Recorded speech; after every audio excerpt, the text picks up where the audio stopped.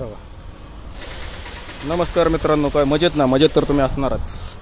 पर आता आपल्याकडे एक प्रॉब्लेम आला आहे बघा. हे रेडिएटरमध्ये, हे बघा, हे बघा, हे रेडिएटरमध्ये ऑइल आलेलं आहे. टाटाची BS3 गाडी आहे, 6 सिलेंडर. रेडिएटरमध्ये ऑइल आलेलं आहे. याच्याशिवाय हे ऑइलमध्ये पाणीसुद्धा आलं आहे बघा. हे बघा, हे बघितलं का? ऑइलमध्ये पाणी पण आलं आहे. आता रेडिएटरमध्ये ऑइल येणे आणि इंजिन ऑइलमध्ये पाणी येणे या तशा बघितल्या तर दोन स्वतंत्र गोष्टी आहेत त्या, बरं का. पण आता काय झालं, प्रॉब्लेम क्रिएट कसा झाला?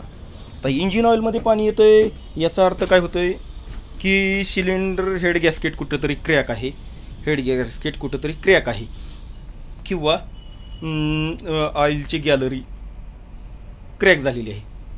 त्यामुळे चेंबरमध्ये पाणी जात आहे. आणि रेडिएटरमध्ये पाण्यात ऑइल येतं आहे ही एक स्वतंत्र गोष्ट आहे. कारण कूलिंग प्लेटची ज्यावेळेस पॅकिंग जाते किंवा कूलिंग प्लेट खराब होती, लिकेज होती, त्यावेळेस रेडिएटरमध्ये ऑइल येते.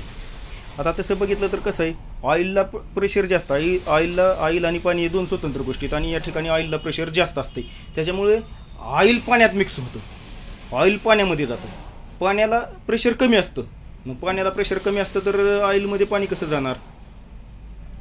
तर ऑइलमध्ये पाणी जाण्याचं एक सिलेंडर हेडवर, या BS3ची गाडी जी आहे टाटा कमिन्स, त्या सिलेंडर हेडवर टिकले असते त्या पाण्याच्या. आता आपण हे सिलेंडर हेड खोललेलं आहे.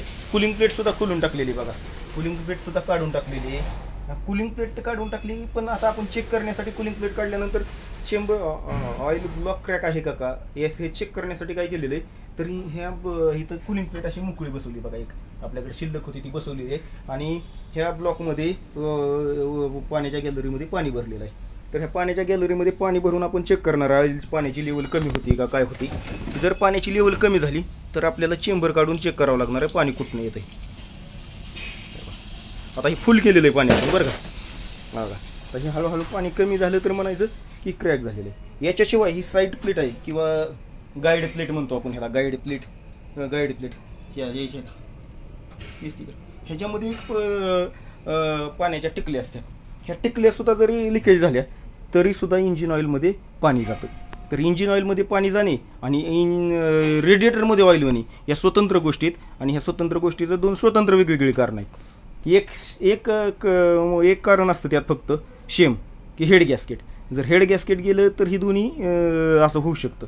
हेड गॅस्केट गेलं तर पाण्यामध्ये ऑइल येऊ शकतं किंवा ऑइलमध्ये पाणी येऊ शकतं. हे एक कॉमन कॉज आहे त्यामध्ये. अदर दॅन काय की आता आपल्याला कूलिंग प्लेट पण आपण बदलणार आहे आणि हेड गॅस्केट हेडसुद्धा बदलणार आहे. पण माझ्या मते या गाडीमध्ये हेडमध्ये प्रॉब्लेम नाही किंवा कूलिंग प्लेटमध्ये प्रॉब्लेम नाही, तर प्रॉब्लेम हा सिलेंडर ब्लॉकमध्ये आहे. हे बघा, पाण्याची लेवल कशी कमी होती, आपोआप आत्ताच पाण्याची लेवल कमी होती. तर हे वेगळं कारण आहे.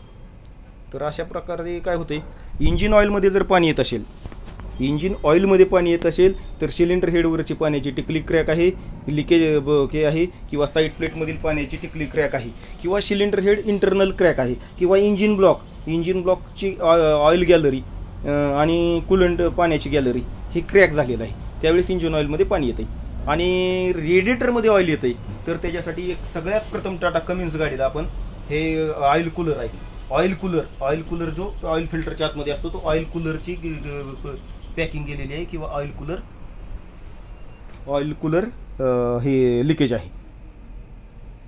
तर आता आपण काय करू, हे पाणी बघू, त्यानंतर ऑइल चेंबर काढू आपण. आता ह्यासाठी सिलेंडर हेड काढलेलं आहे बघा, सिलेंडर हेड काढलेलं आहे. आता साईड प्लेट काढून बघायचे, कूलिंग प्लेटसुद्धा आपण काढून ठेवलेली आहे. तर अशा तऱ्हेनं हा प्रॉब्लेम क्रिएट झाला आहे. हा प्रॉब्लेम आता काय होतंय याच्यानंतर तुम्हाला सांगतो. माझ्या मते हा ब्लॉक क्रॅक आहे किंवा